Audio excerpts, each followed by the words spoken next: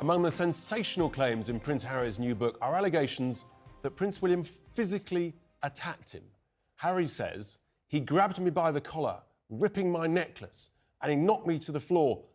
I landed up on the dog bowl, which cracked under my back, the pieces cutting into me. I lay there for a moment, dazed, then got to my feet and told him, "Get out." Also in the book, he details a conversation he had with his mother's friend and psychic, Sally Morgan, where he asked about his mother's death. He wrote in the book that she told him, quote, "You're living the life she couldn't.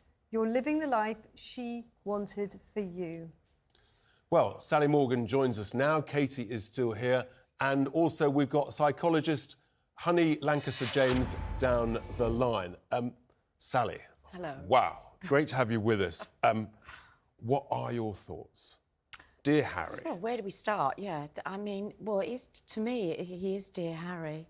I know that, you know, he's taking an awful lot of stick at the moment, but it's his way of grieving, I think, as well. I think that his grief...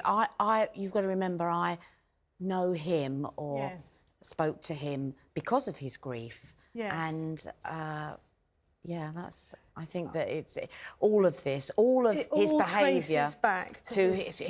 It all traces back to how they were not allowed, and I'm including William here. Yes. They were not allowed to grieve in the way that they wanted to for their mother. So I was fascinated to learn that Harry contacted you and he appeared in the conversation he had with you to be troubled about whether or not his mother's death was really an accident. Is that correct? Well, that was the first thing he said to me. What did he say? The first thing was, "Hello, how are you?"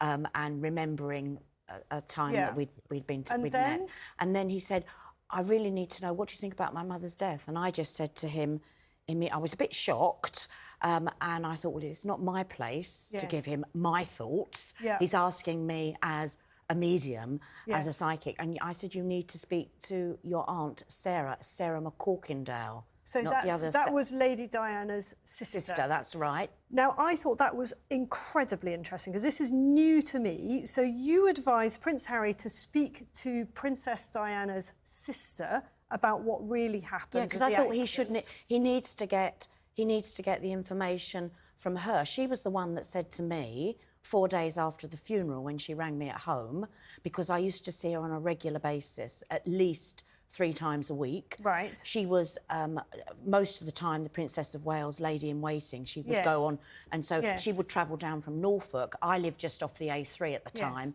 She would pop into me, then pop into me on the way back to Norfolk. Right. So, and she rang me. We were very... 4 days after the funeral, and I was really shocked, because the first thing I said to him when I picked up the phone, what are you doing ringing me? You know, you're grieving. Yeah. And she said, "Oh, Sally, there's a few things I just wanted to say to you." And she wanted to talk about a tape that, because every single reading is taped. Right. They took the tapes. Yes. And there was a tape that she was really interested in that they had listened to on the train Yes. on the way to Altrop. Yes. And so she spoke about that. And then she said to me, "What do you think happened?" And I said, "Well, it was an accident, wasn't it?" So just to be clear, then, Princess Diana's own sister, 4 days after the funeral, was questioning whether or not Princess Diana's death was truly an accident. Is that correct? Well, that's how, you see, I'm telling you what she said to me. We can make of it. I'm not saying you're not right, but when she said to me, will you promise me that you will always say her death was an accident? And I went, well, it was, wasn't it? And you know, why would she say that to me? Let's go to Honey. Honey, good evening. Thanks for joining us. So you've heard these extraordinary revelations, these bombshell claims from Prince Harry in this book. I mean, what are your thoughts about the state of mind of Prince Harry? How difficult will it be for him to try and seek some form of reconciliation that he talks about, given what he's done? Well, the truth is, I mean, I wouldn't like to comment on what his state of mind is at the moment. He's not my client.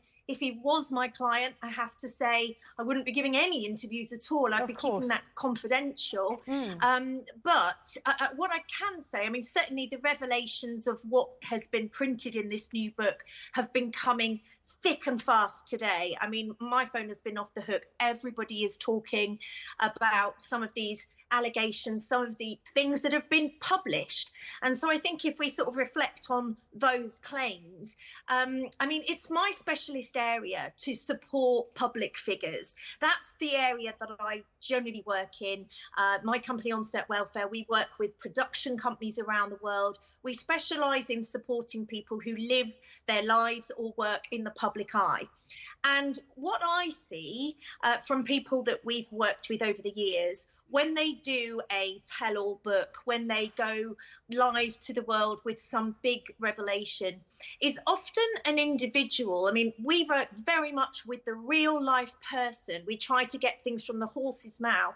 And what I often see is that there's usually been a very long time before this big moment, this big crescendo where it all comes out, where this person has privately struggled to hold a lid on perhaps some things that they desperately wanted to talk about, that advisors have said they shouldn't, or people have said to them that, you should keep this all behind closed doors. So that's the only thing I can think, really. He will have known the impact of these revelations.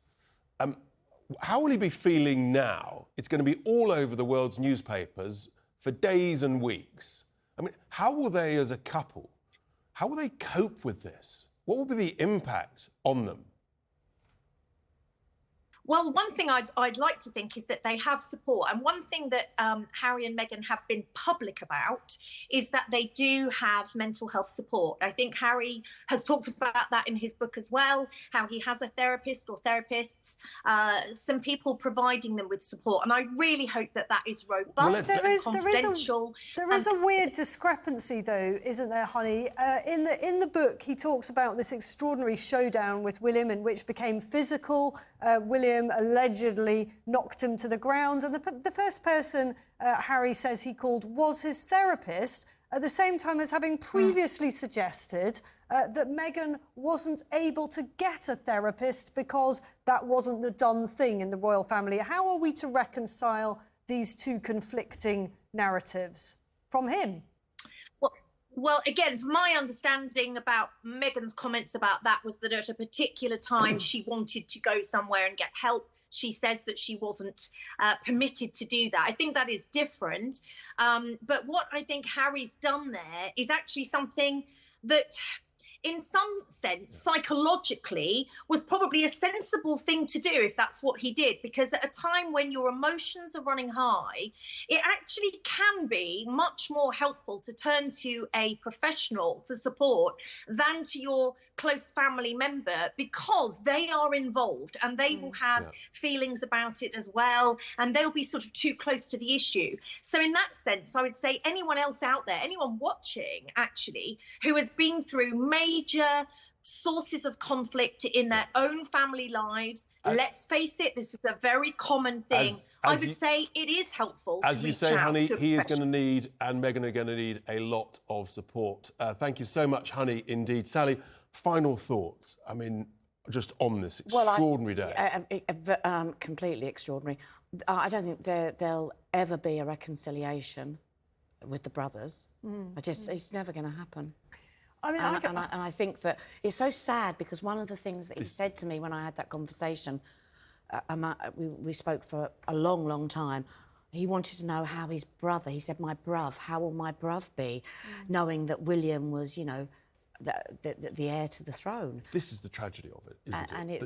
That he's probably permanently destroyed the closest relationship. Oh, completely. That the pair of them had. Yeah. And I think any form of reconciliation will be literally for the public eye, for just how it looks. I don't think it's going to have any depth to it. I mean, I very much respect what Honey had to say there, but I can't help feeling that too much therapy has been part of the problem here. You know, this is a young man who's been encouraged to share his feelings, to explore them all, and actually hasn't known the limits of keeping that within the confines of the consultation room. I mean, just some of this stuff, frankly, I don't think most of us want to hear. There's just so much... I don't want to to know about him losing his virginity. All this sort of very personal taking detail. The stardust off everything. Is there any prospect that actually that'll in some way endear him to people? Yeah, no, I don't want to think. No one wants to think of him as being used like a stallion. Are we being a bit old? I mean, you speak for yourself. Thank you. You're a bit old. Dear, oh dear. Dear, oh dear.